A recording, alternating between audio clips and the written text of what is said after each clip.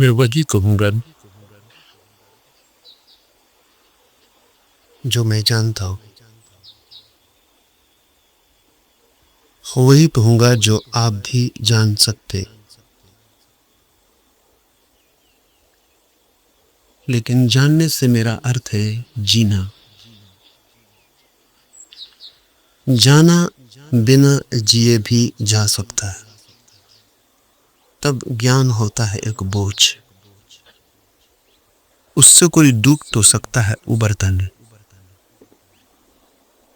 जानना जीवंत भी हो सकता है। तब जो हम जानते हैं वो हमें करता है निर्भर, हल्का, कि हम उड़ सके आकाश की। जीवन ही जब जानना बन जाता है तभी पंख लगते, तभी जंजीरें टूटती और तभी द्वार खुलते हैं अनंत के।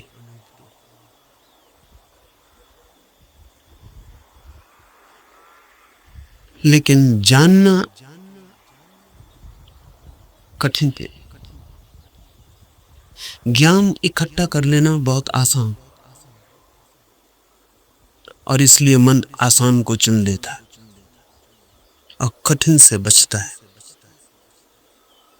लेकिन जो कठिन से बचता है वो धर्म से भी वंचित रह जाएगा। कठिन ही नहीं, जो असंभव से भी बचना चाहता है वो कभी भी धर्म के पास नहीं पहुंच पाएगा। धर्म तो है ही उनके लिए जो असंभव में उतरने की तैयारी रखते। धर्म है जुआरियों के लिए, दुकानदारों के लिए नहीं। धर्म कोई सौदा नहीं है। धर्म कोई समझौता भी नहीं। धर्म तो है दांव। जुआरी लगाता है धन को दांव पर, धार्मिक लगा देता है स्वयं को। वही परम धन। और जो अपने को ही दांव पर लगाने को तैयार नहीं, वो जीवन के गुह रहस्यों को कभी भी जान नहीं पाएगा। सस्ते नहीं मिलते हैं वे रहस्य। ज्ञान तो बहुत सस्ता मिल जाता है।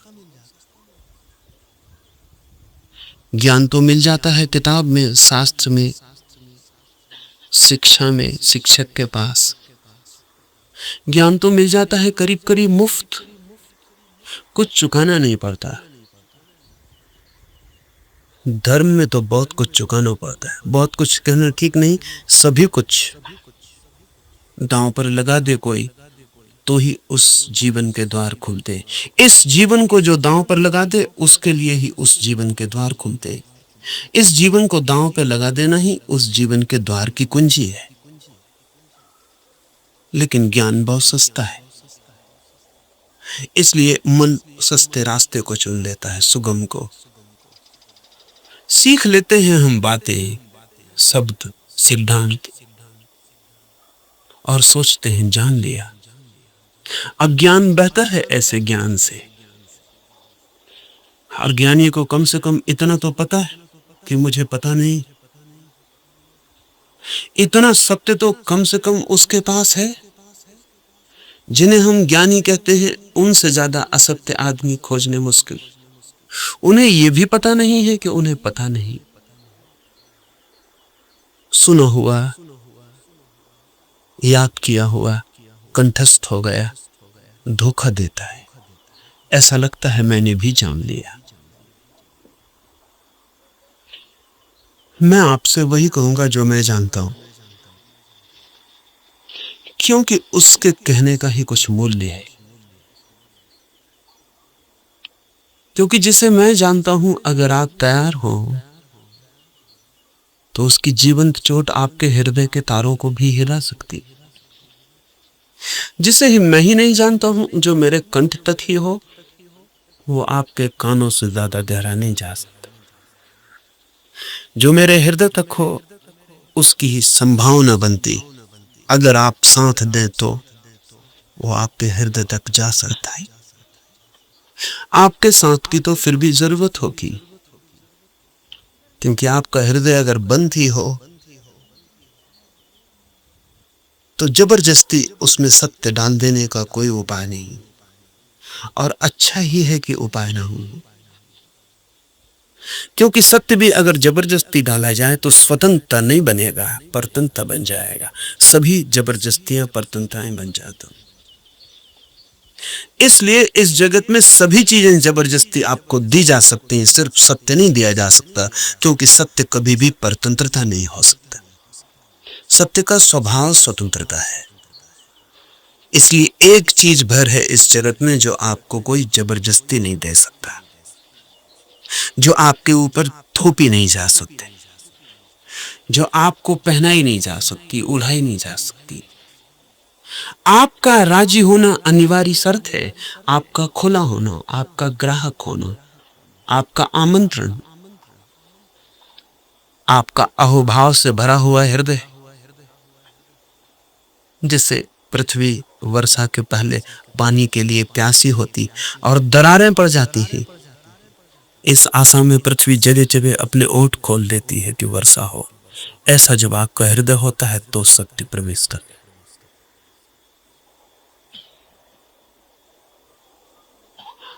अन्यथा अन्यथा सत्य आपके द्वार से भी आकर लौट जाता है, बहुत बार लौटा है, बहुत जन्मों जन्मों में। आप कुछ नए नहीं, इस पृथ्वी पर कुछ भी नया नहीं, सभी बहुत पुरानी है। आप बुद्ध के चरणों में भी बैठ के सुने हैं, आपने कृष्ण को भी देखा है, आप जीसस के पास भी उठे बैठे हैं, लेकिन फिर भी वंचित रह गए, क्योंकि कभी भी आपका हृदय तैयार नहीं था। आपके पास से बुद्ध की सरिता बहती निकल गई है, महावीर की सरिता बहती निकल गई, आप प्यासे रह गए। आनंद रो रहा था जिस दिन बुद्ध के प्राण छूटने को थे और छाती पीट रहा, और बुद्ध ने उससे कहा कि तू रोता क्यों? जरूरत से ज्यादा मैं तेरे पास था 40 वर्ष, और अगर 40 वर्ष में भी नहीं हो पाई वो घटना, तो अब रोने से क्या होगा? मेरे मिटने से इतना परेशान क्यों हो रहा है? तो आनंद ने कहा है, इसलिए परेशान हो रहा हूं कि आप मौजूद थे और मैं न मिट पाया। अगर मैं मिट जाता तो आपको मेरे भीतर प्रवेश मिल जाता। 40 साल नदी मेरे पास बहती थी और मैं प्यासा रह गया, और अब मैं रोता हूं क्योंकि जरूरी नहीं है कि ये नदी कब किस जन्म में दोबारा मुझे मिलेगी।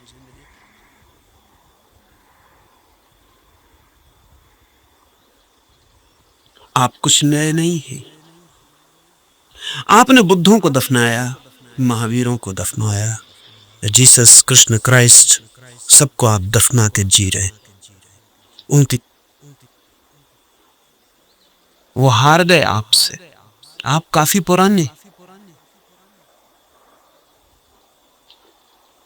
जब से जीवन है तब से आप अनंत अनंत यात्रा है। कहां हो जाती होगी चूक? बस यही हो जाती है कि आप खुले ही नहीं है, बंद है। मैं तो आपसे वही कहूंगा जो मैंने जाना है। अगर आप भी अपने को एक खुलापन बना सके तो आप भी उसे जान लेंगे।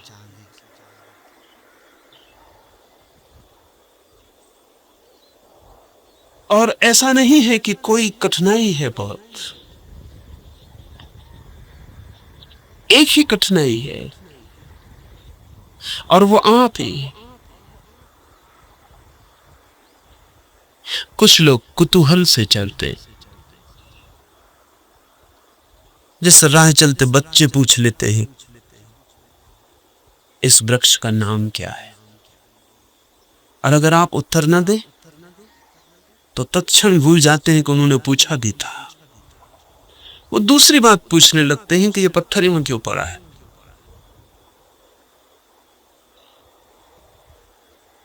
पूछने के लिए पूछते, जानने के लिए नहीं पूछते। बिना पूछे नहीं रह सकते हैं, इसलिए पूछते, जानने के लिए नहीं पूछते। जो लोग कुतूहल से जी रहे हैं वो अभी भी बचकाने नहीं। अगर आप ऐसे ही पूछ लेते हैं कि ईश्वर क्या है, जैसे कि कोई बच्चा राह चलती दुकान देख के पूछ लेता हो कि ये खिलौना क्या है, तो आप अभी बच्चे हैं। और बच्चा तो माफ किया जा सकता है, आप माफ नहीं किए जा सकते। कुतूहल नहीं चलेगा। धर्म कोई खिलवाड़ नहीं है बच्चों का। और फिर उत्तर भी मिल जाए तो उससे कोई प्रयोजन नहीं है। बच्चे का मजा पूछने में, उसने पूछा, यही उसका मजा है। आप उत्तर देंगे भी तो उस उत्तर में उसे कोई बहुत रस नहीं। क्या बात? मनस्विद कहते हैं कि बच्चे नया नया बोलना सीखते हैं तो अपने बोलने का अभ्यास करते हैं पूछ पूछ कर। जैसे बच्चा नया नया चलना सीखता है तो बार बार उठ के चलने की कोशिश करता है, बोलना सीखता है तो बार बार बोलने की कोशिश करता है। इसलिए बच्चे एक ही बात को कई दफा कहते हैं। इसलिए कई दफा कहते हैं क्योंकि उन्हें बोलने का एक नया अनुभव, एक नया आयाम मिला है। उस नए आयाम में वे तैर के अभ्यास कर रहे हैं, इसलिए कुछ भी पूछते हैं, कुछ भी बोलते हैं। अगर आप भी धर्म की दुनिया में कुछ भी पूछ रहे हैं, कुछ भी बोल रहे हैं, कुछ भी सोच रहे हैं और कोई गहरी जिज्ञासा नहीं है, बस कुतूहल है, तो अभी आप और कुछ बुद्धों को दफनाएंगे। अभी और न मालूम कितने बुद्धों को आपके साथ मेहनत करनी पड़ेगी।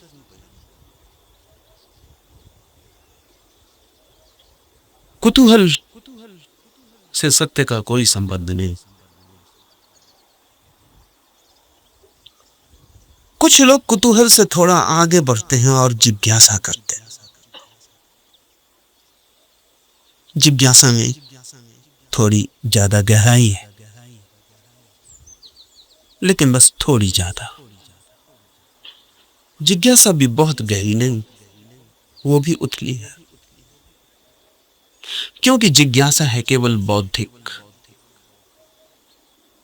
और बुद्धि भी ऐसी है जैसी खाज होती है, खुजलाएं तो थोड़ा रस आता है, ऐसा बुद्धि को भी खाज होती रहती।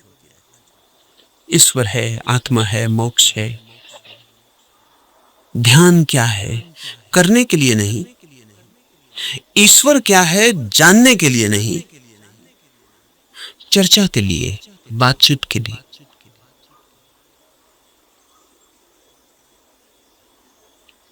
एक बौद्धिक मजा है, एक बौद्धिक व्यायाम है। तो लोग ऊंची बातें करते हैं, लेकिन उन बातों पर कभी भी कोई दांव नहीं लगाते। ईश्वर है या नहीं, इससे कोई प्रयोजन नहीं है। और ईश्वर हो तो, ईश्वर न हो तो वे जैसे हैं वैसे ही बने रहते। ये बड़े मजे की बात है। एक आदमी मानता है कि ईश्वर है और एक आदमी मानता है कि ईश्वर नहीं, और दोनों की जिंदगी बराबर एक सी। कोई गाली दे तो उसे भी क्रोध आता है जो मानता है कि ईश्वर है, और उसे भी क्रोध आता है जो मानता है कि ईश्वर नहीं। बल्कि कई दफे तो ये देखा जाता है कि जो मानता है ईश्वर है उसे ज्यादा क्रोध आता है, क्योंकि जो मानता है कि ईश्वर नहीं है वो ज्यादा से ज्यादा क्या कर सकता है? आपका गाली दे सकता है, मार सकता है, हत्या कर सकता है। लेकिन जो मानता है ईश्वर है वो आपको नरक तक में सड़ा सकता है। उसके पास ज्यादा उपाय क्रोधित होने के। अगर ईश्वर के मानने और न मानने से कोई भी अंतर जीवन में न पड़ता हो तो उसका अर्थ है कि ये ईश्वर से कोई संबंध नहीं है, बौद्धिक बातचीत है।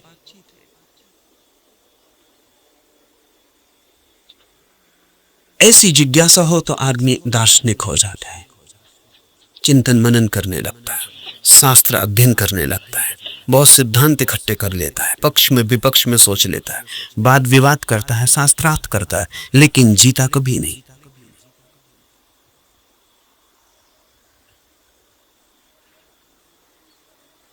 अगर आप ही सिर्फ जिज्ञासा से भरे तो यात्रा नहीं होगी। जिज्ञासा से भरे हुए लोग वे हैं जो मील के पत्थर के पास बैठ जाते और पूछते हैं मंजिल क्या है, कितनी दूर है, और सदा यही पूछते, लेकिन कभी उठ के चलते नहीं। जानते तो आप भी कितना है, क्या कमी है जानने में? करीब करीब सभी कुछ जानते। जो बुद्ध ने जाना हो, महावीर ने, कृष्ण ने जाना हो, वो सभी आप भी तो जानते।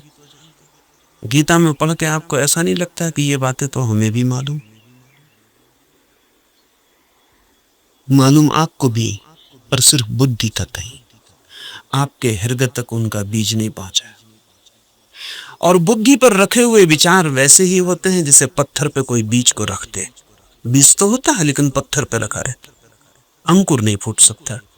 अंकुर फूटना हो तो बीज को पत्थर से गिरना पड़े, जमीन खोजनी पड़े, और जमीन की भी ऊपर की सतह ठीक नहीं है क्योंकि और गीली जगह चाहिए, तो थोड़ा जमीन के भीतर पहुंचना पड़े जहां थोड़ी पानी की सुविधा हो, थोड़ा रस बहता हो। बुद्धि पर पत्थर की तरह बीज रख जाते, हृदय तक जब तक न गिर जाएं तब तक गीली जगह नहीं मिलती। हृदय में थोड़ा रस बहता है, थोड़ा प्रेम, वहां थोड़ा पानी, वहां कोई बीज गिरे तो अंकुरित होता है, नहीं तो कभी अंकुरित नहीं होता। जिज्ञासु व्यक्तियों के पास बहुत कुछ होता है लेकिन पत्थर पर रखे हुए बीजों की भांति। जमीन भी ज्यादा दूर नहीं होती लेकिन थोड़ी यात्रा भी मुश्किल है। चलना बिल्कुल नहीं है तो पत्थर पर ही बीज रखा रह जाता है। इतनी यात्रा तो करनी ही पड़ेगी कि बीज पत्थर से नीचे गिरे, जमीन पर आए, जमीन में जगह खोजे, थोड़ी गीली भूमि को पाए, थोड़ा छिप जाए अंधेरे में। ध्यान रहे, जगत में जो भी जन्म पाता है वो गहन, मौन, एकांत, अंधेरे को चाहता है। बुद्धि में तो जितनी चीजें रखी हैं वो सब खुले प्रकाश में रखी हैं। वहां अंकुर नहीं होते, हृदय है, आपके भीतर गीली जमीन है छिपी हुई, वहां कुछ पैदा होता है। इसलिए जो सिर्फ जिज्ञासा से जीते हैं वे विद्वान बन जाते हैं, पंडित बन जाते हैं, ज्ञानी बन जाते हैं, लेकिन कुछ अंकुरित नहीं होता उनके भीतर। कोई नया जन्म, कोई नया जीवन, कोई नए फूल, कुछ भी नहीं। एक और जिससे संबंध है हमारा, एक और भी दिशा है खोज की, उसे हम कहते हैं मुमुक्षा। जानने की फिक्र नहीं है, जीने की फिक्र। जानने की फिक्र नहीं है, होने की फिक्र। ये सवाल नहीं है कि ईश्वर है, सवाल यह है कि क्या मैं ईश्वर हो सकता हूं। अगर ईश्वर हो भी और मैं ईश्वर न हो सकूं तो कोई सार नहीं। सवाल ये नहीं है कि मोक्ष है, सवाल ये है कि क्या मैं भी मुक्त हो सकता हूं। अगर मैं मुक्त हो ही ना सकूं और मोक्ष हो भी कहीं तो क्या अर्थ है। ये बात नहीं है कि आत्मा है भीतर या नहीं, हो या ना हो। सवाल असली यह है कि क्या मैं आत्मा हो सकता हूं। मुमुक्षा है होने की खोज, और जब कोई होना चाहता तब दांव पर लगना पड़ता। इसलिए कहता हूं धर्म है जुआरियों का काम। वही कहूंगा जो मैं जानता हूं, जो जिया है। अगर आप तैयार हुए दांव पर लगाने को, तो जो मेरा अनुभव है वो आपका अनुभव भी बन सकता है। अनुभव किसी के नहीं होता, जो भी लेने को तैयार हो उसी के हो जाते। सत्य पर किसी का कोई अधिकार नहीं, जो भी मिटने को राजी है वही उसका मालिक हो जाता। सत्य तो उसका है जो भी उसे मांगने की तैयारी दिखलाता है, जो भी अपने हृदय के द्वार खोलता है और उसे पुकारता है।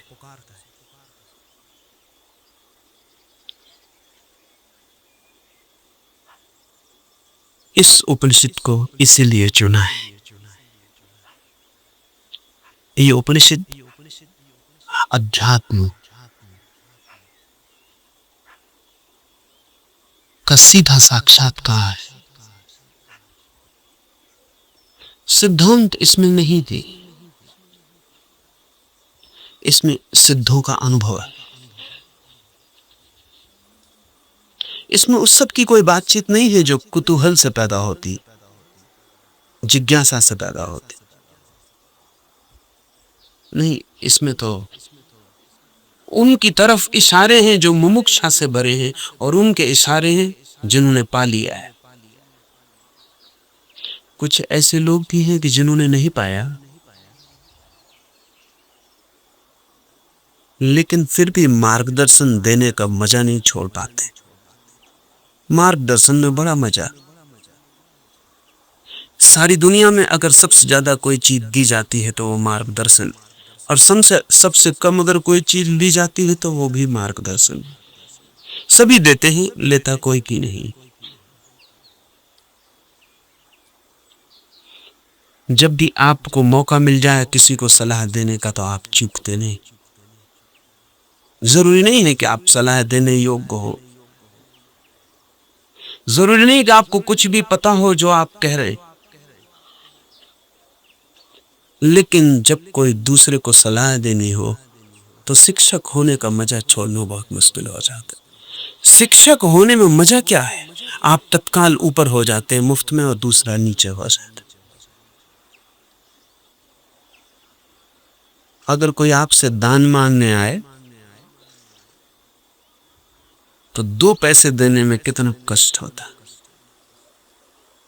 क्योंकि कुछ देना पड़ता है जो आपके पास है।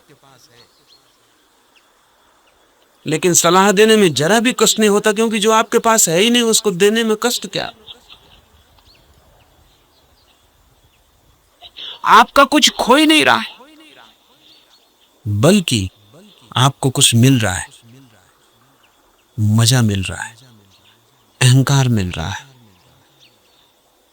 आप भी सलाह देने की हालत में हैं आज, और दूसरा लेने की हालत में। आप ऊपर हैं, दूसरे नीचे।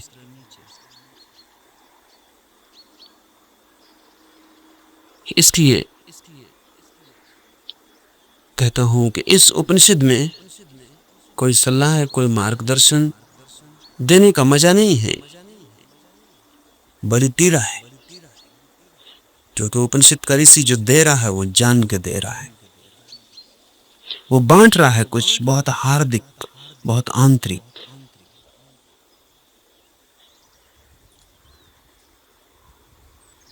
संक्षिप्त इशारे ही, लेकिन गहरे। बहुत थोड़ी सी चोटें, लेकिन प्राणघातक। और अगर राजी हो तो तीर सीधा हृदय में चुभ जाएगा और जान लिए बिना न रहेगा, जान ही ले लेगा। इसलिए थोड़ा सावधान, थोड़ा सचेत, क्योंकि ये सौदा ही खतरनाक है। इसमें पागल हुए बिना कोई मार्ग ही नहीं है। इसमें अपने को मिटाए बिना पाने का कोई उपाय ही नहीं। यहां तो खोने वाले ही बस पाने वाले बनते, और इसीलिए इस उपनिषद को भी चुन लिया है। ऐसे तो सीधा ही आपसे कह सकता हूं, कोई कारण इस उपनिषद को चुनने का नहीं है, बहाना, आड़।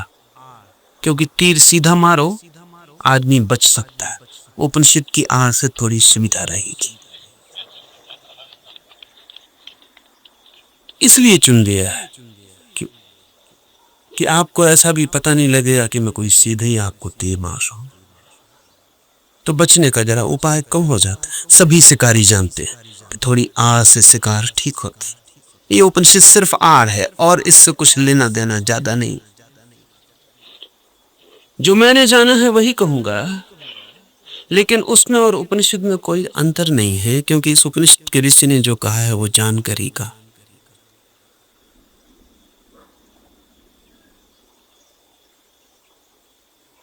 यह उपनिषद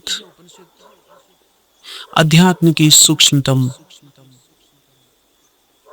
रहस्यों का उद्घाटन। लेकिन अगर मैं उपनिषद पर ही बात करता रहूं तो डर है कि बात ही रह जाए। इसलिए चर्चा तो पृष्ठभूमि होगी। इस चर्चा के साथ साथ प्रयोग जो कहा है, जो इस ऋषि ने देखा है या जो मैं कहता हूं मैंने देखा है, उस तरफ आपके चेहरे को मोड़ने की कोशिश, उस तरफ आपकी भी आंखें उठानी, उस तरफ आपकी भी आंखें उठाने का प्रयास, वही मुख्य होगा। उपनिषद की बात तो सिर्फ हवा, क्या आपके चारों तरफ वे तरंग पैदा हो जाएं, क्या आप भूल जाएं 20वीं सदी को, पहुंच जाएं उस लोक में जहां ये ऋषि रहा होगा, मिट जाए ये जगत जो चारों तरफ बहुत बेरौनक को बहुत कुरूप हो गया, और याद आ जाए उन दिनों की जब ये ऋषि जिंदा रहा होगा। एक हवा,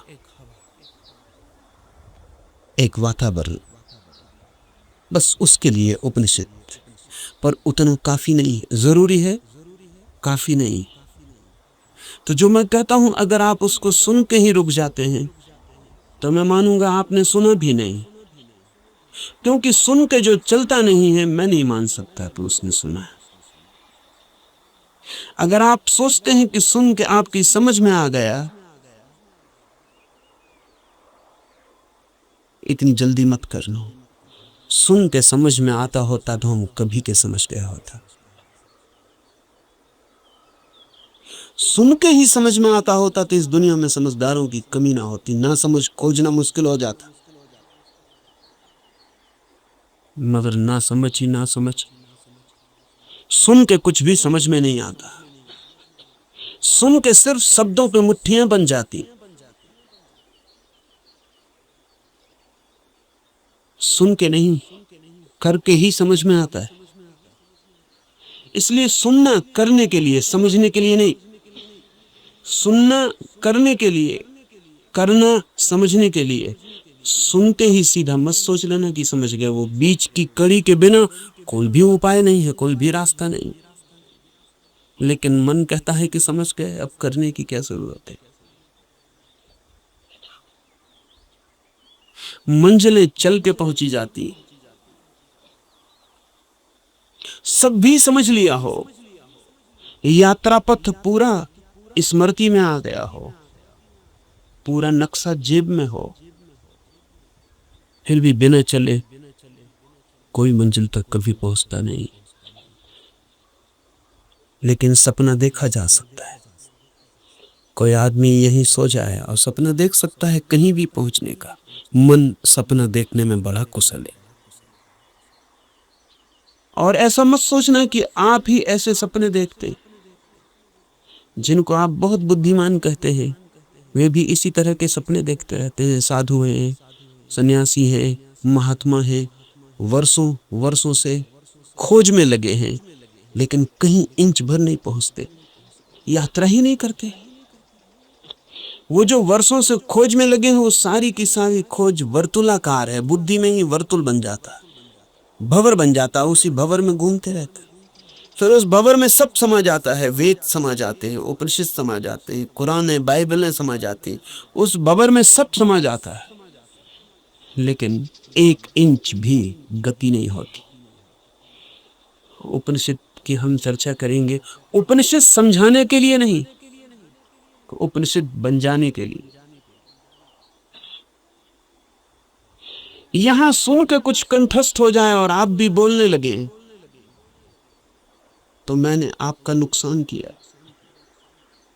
मैं फिर आपका मित्र साबित न हुआ। यहां सुन के आप जो सुना है वो बोलने लग जाएं तो कोई मूल्य नहीं है। यहां सुन के आपको भी वो हो जाए, आप भी वो देख ले,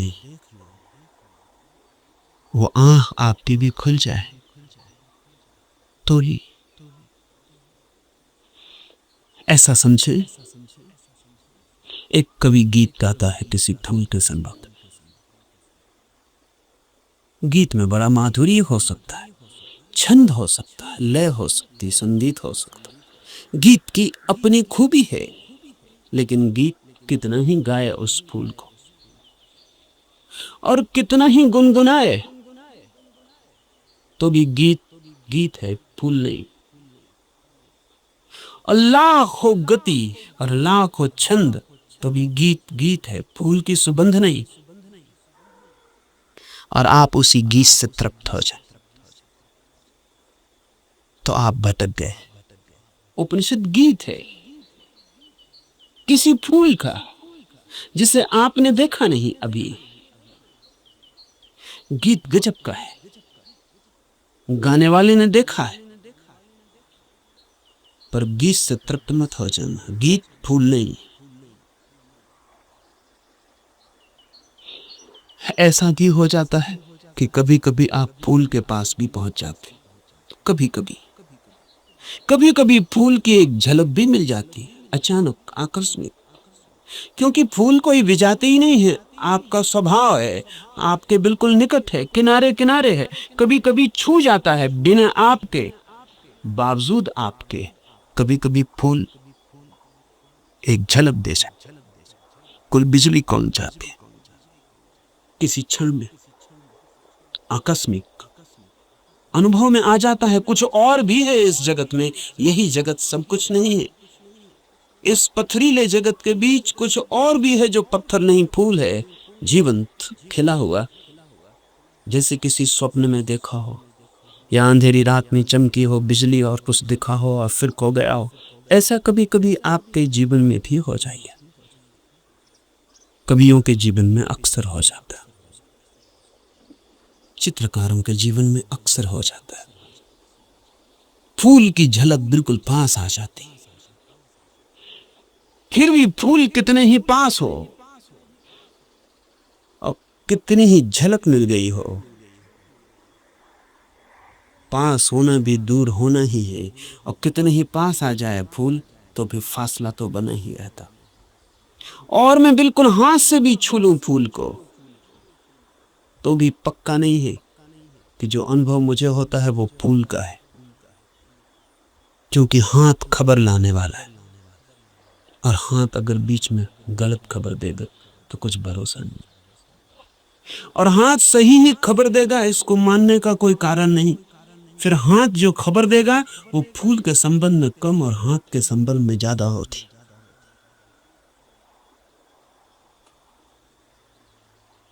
फूल ठंडा मालूम पड़ता है, जरूरी नहीं कि फूल ठंडा हो सकता है हाथ गर्म हो, इसलिए फूल ठंडा मालूम पड़ता है। खबर हाथ के संबंध में, क्योंकि खबर जब भी किसी माध्यम से आती तो सापेक्ष होती है, पक्का नहीं हुआ जा सकता। पोपोव का मैं एक संस्मरण पढ़ रहा था। पोपोव एक साधिका थी और गहरी साधिका थी, और पियोत्र दिमित्रोविच ऑस्पेंस्की के पास साधना करता था। एक दिन बैठी थी पास, एक सज्जन ने आके ऑस्पेंस्की से पूछा कि ईश्वर है या नहीं।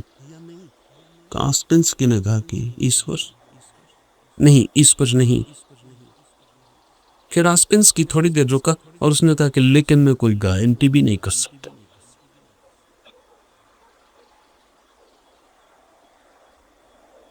क्योंकि जो भी मैं जानता हूं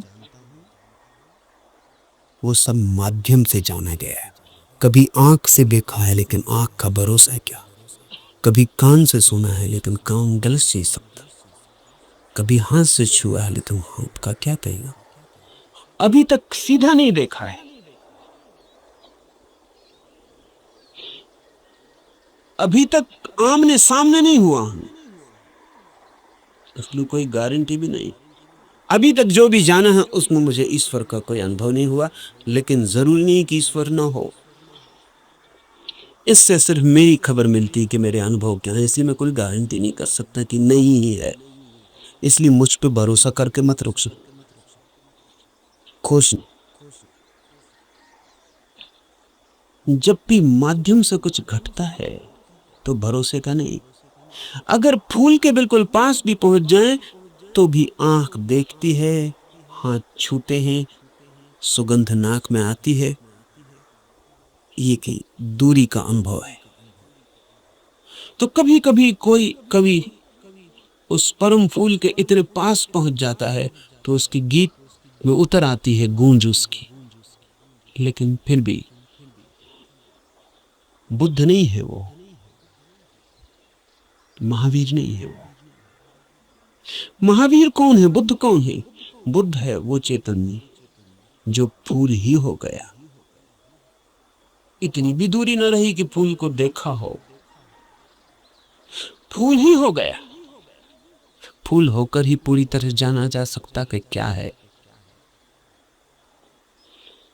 उपनिषद के ऋषि की बात है, गीत है किसी फूल के संबंध में। उसे गुनगुनाना, मिठास है बड़ी उसमें, स्वाद है उसमें बहुत, लेकिन वो फूल नहीं, गीत ही है। अगर प्रयास करेंगे तो कभी कभी झलक भी मिलेगी। मेरे पास लोग आते हैं, वो कहते हैं ध्यान में बड़ी झलक मिली, लेकिन फिर खो गई। आनंद प्रकाश हो गया था, फिर खो गया। आनंद ही आनंद हो गया था, लेकिन अब कहाँ है? अब खोजते हैं और नहीं मिलता। झलक का मतलब है पास पहुंच गए थे, झलक तो खो ही जाएगी। इसलिए ध्यान ज्यादा से ज्यादा झलक ही दे सकता है। उस पर भी मत रुक जाना कि उसी झलक को पकड़ के बार बार खोजते रहना है। ध्यान का तो मूल्य ही इतना है कि झलक मिल जाए, फिर आगे जाना है समाधि में, ताकि आप फूल ही हो जाए।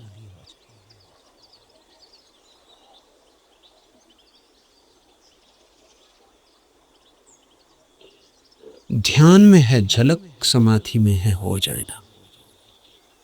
झलकों पे मत रुकना, झलके बड़ी प्रीति कर। सारा जगत बासा मालूम पड़ने लगता, एक झलक ध्यान में मिल जाए उस जीवंत की, फूल की, उस खिलावट की जो भीतर है, तो सारा जगत फीका और व्यर्थ हो जाता है। लेकिन फिर कुछ लोग झलकों को पकड़ लेते हैं और उन्हीं को दोहराने लगते हैं और सोचते हैं सब हो गया। नहीं, जब तक आप ही ना हो जाएं, ईश्वर ही जब तक आप ना हो जाएं, तब तक भरोसा मत करना कि ईश्वर है। हो सकते हैं, क्योंकि है ही। खोलना है जरा, उघाड़ना है जरा। छिपे हैं, मौजूद हैं अभी और यहीं, थोड़े से वस्त हैं और बड़े जीने वस्त हैं कि चाहें तो अभी उतार कर फेंक दें और नग्न हो जाएं और ईश्वर हो जाएं। लेकिन बड़ी पकड़ है, झीमे तो हैं लेकिन पकड़ गहरी। क्यों है ये पकड़ इतनी? ये पकड़ है क्योंकि हम सोचते हैं ये वस्त्र ही हमारा होना, यही हम, इसके अलावा हमें कुछ और किसी अस्तित्व का पता नहीं। इस उपनिषद में इशारे होंगे उस अस्तित्व के जो वस्त्रों के पार, और इस उपनिषद के साथ साथ हम करेंगे ध्यान ताकि मिले झलक, और आशा बांधेंगे समाधि की ताकि हम भी हो जाएं वही जिसे हुए बिना न कोई संतोष है, न कोई शांति, न कोई सत्य। उपनिषद शुरू होता है प्रार्थना से। प्रार्थना है समस्त जगत से। सूर्य कल्याणकारी हो, वरुण, अर्यमा, इंद्र और बृहस्पति, विष्णु कल्याणकारी हो, उस ब्रह्म को नमस्कार हो। हे वायु, तुम्हारे लिए नमस्कार, क्योंकि तुम प्रत्यक्ष ब्रह्म हो। मैं तुम्हें ही प्रत्यक्ष ब्रह्म कहूंगा। सत्य और ऋत वे सब मेरी रक्षा करें। आचार्य की भी इस प्रार्थना से शुरू होता है। धर्म की यात्रा प्रार्थना से शुरू होगी ही। प्रार्थना का अर्थ है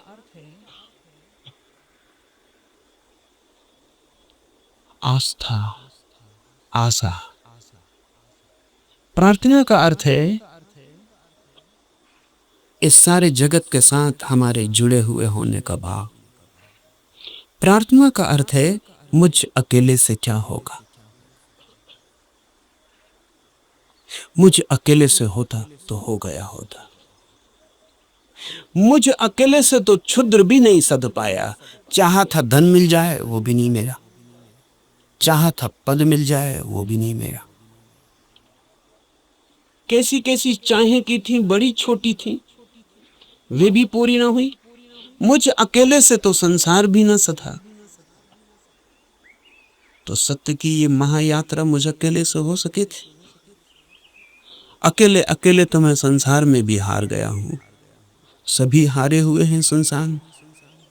जो जीते हुए दिखाई पड़ते हैं वे भी बस वे दूसरों को जीते हुए दिखाई पड़ते हैं, खुद तो बिल्कुल हारे हुए हैं।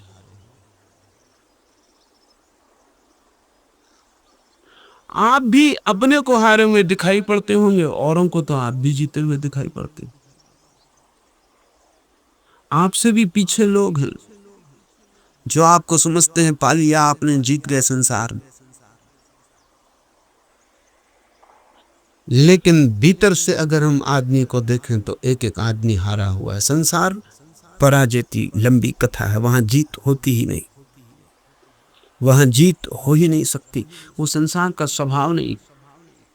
वहां हार ही नियति है, किसी की नहीं, किसी व्यक्ति की नहीं, संसार में होने की नियति ही हार है। वहां हार नहीं होगा। वहां कोई कभी जीतता नहीं। वहां हम नहीं जीत पाए जहां क्षुद्र था, स्वप्न था। शंकर कहते हैं माया है, वो माया में भी हार गए। सपना था, भ्रम था, वहां भी तो जीत ना पाए।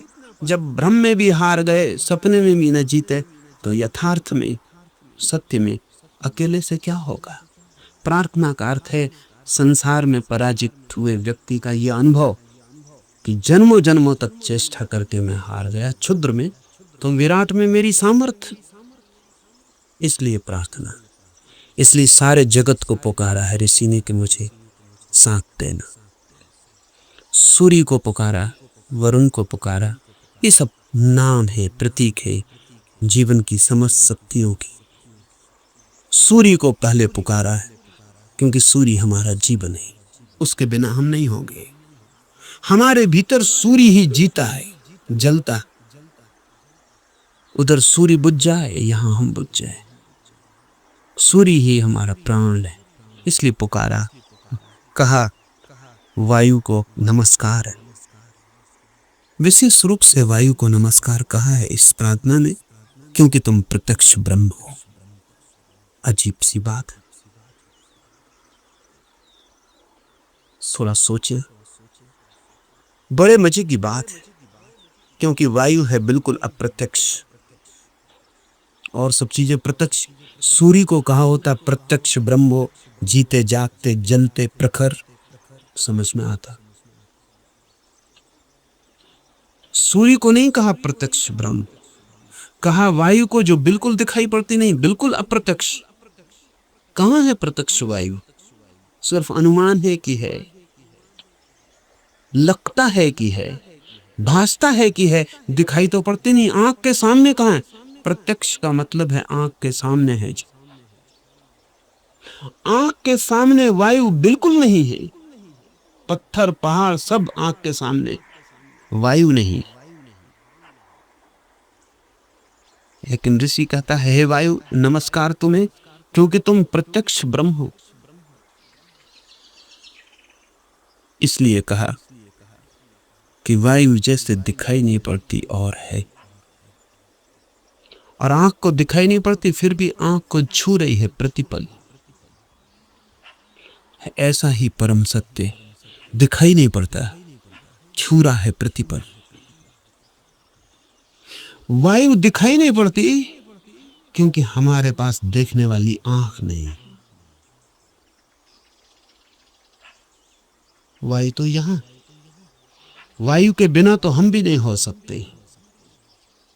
वही तो हमारी श्वास में हमें संभाले, उसका ही आवागमन तो हमारा सारा जीवन है, जो इतने निकट है।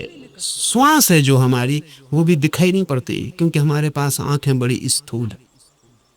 तो हम जो बहुत मोटा मोटा है, स्थूल स्थूल है, वो देख लेते हैं। जो सूक्ष्म है वो हमें दिखाई नहीं पड़ता। वायु सूक्ष्मतम है, हमारे सामने मौजूद है, भीतर मौजूद है, बाहर मौजूद है, रोए रोए में मौजूद है, और दिखाई नहीं पड़ती। इसलिए कहा कि तुम प्रत्यक्ष ब्रह्म हो, तुम ठीक ब्रह्म जैसी हो। वो भी यहाँ मौजूद है और दिखाई नहीं पड़ता। और रोए रोए में वही समाया है, रोआ रोआ वही है, और फिर भी उसका कोई पता नहीं चलता। इसलिए वायु को नमस्कार किया है कि हम वायु को तो जानते, ब्रह्म को नहीं जानते। वायु से एक धागा जोड़ा है कि ब्रह्म भी ठीक वायु जैसा है। इसलिए मैं तुम्हें प्रत्यक्ष ब्रह्म कहूंगा। ऋषि कहता है वायु को सत्य और ऋत के नाम से भी कहूंगा, क्योंकि तुम ठीक उस जैसी हो जो है और जिसका हमें पता नहीं, जो हम स्वयं हैं और जिसका हमें पता नहीं, जो अभी और यहां सदा से मौजूद है और हमें उसका पता नहीं। लेकिन ये खोज पूरी हो सके अगर सब देवता रक्षा करें। देवता से अर्थ है सदा से जीवन की अनंत अनंत शक्तियां, और जीवन है एक विराट जाल अनंत शक्तियों का। आपका होना भी एक विराट जाल है अनंत शक्तियों का। मिलता है आप में सूर्य, मिलता है वरुण, मिलता है इंद्र, मिलती है वायु, मिलती है अग्नि, मिलती है पृथ्वी, सब कुछ मिलता है आकाश, सब आप में मिलते। अगर एक व्यक्ति को हम पूरा का पूरा जान ले तो हमने बीज रूप में समस्त अस्तित्व को जान लिया। सब कुछ उसमें है, सबका दान उसमें है, सब मिलकर ही उसका अस्तित्व है। इन सबकी सहायता की प्रार्थना है, लेकिन क्या सूर्य सहायता करे?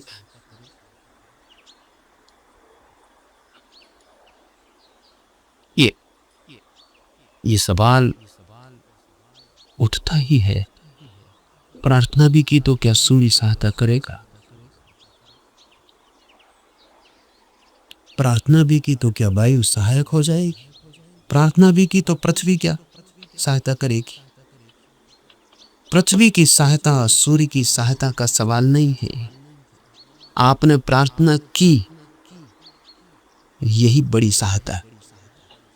इसे थोड़ा ठीक से समझ लें। कुल सूर्य आके आपको सहायता नहीं करेगा, लेकिन आपने प्रार्थना की, इसका जो परिणाम है वो सूर्य पे नहीं होगा, आप पर होगा। क्योंकि प्रार्थना करने वाला चित्त हो जाता है विनम्र, प्रार्थना करने वाला चित्त हो जाता है असहाय, प्रार्थना करने वाला चित्त स्वीकार कर लेता है इस बात को कि मुझ अकेले से नहीं होगा। प्रार्थना करने वाला चित्त मिटने को तैयार हो जाता है। प्रार्थना करने वाला चित्त अपने अहंकार को, इस भाव को कि मैं कर सकता हूं, छोड़ देता है। इसके परिणाम होते हैं। प्रार्थना का सारा परिणाम आप पर होता है। प्रार्थना से सूर्य नहीं बदलता, आप बदलते। प्रार्थना से जगत नहीं बदलता, आप बदलते। लेकिन आपके बदलते ही दूसरे जगत में आपका प्रवेश हो जाता है। प्रार्थना आमतौर से जब आप करते हैं तो यही सोचते हैं कि कोई कुछ करेगा, इसलिए प्रार्थना कर। न, प्रार्थना है एक उपाय, एक डिवाइस। हाथ तो आप जोड़ते हैं किसी और के सामने, लेकिन जो परिणाम होता है वो होता है भीतर, जिसने हाथ जोड़े हैं उस पर। इसलिए बड़ी कठिनाई होती है अगर आप वैज्ञानिक के सामने कहें कि हे सूर्य सहायता कर, तो कहेगा मूर्खता की बात। क्या सूर्य तुम्हारी सहायता करेगा? कब किसकी सहायता की? कि हे इंद्र वर्षा कर, पागल हो गए हो? प्रार्थनाओं से कहीं वर्षाएं हो गई। वैज्ञानिक ठीक कहता है, न तो सूर्य आपकी सुनेगा, न बादल आपकी सुनेगी, न हवा आपकी सुनेगी, कोई आपकी नहीं सुनेगा। लेकिन आपने पुकारा, ये आपको बदल जाएगा। आपने कितने जोर से पुकारा, उतनी गहरी हूक आपके भीतर प्रवेश हो जाएगी। अगर आपके पूरे प्राण पुकार उठे तो आप दूसरे ही आदमी हो जाएंगे। इसलिए है प्रार्थना।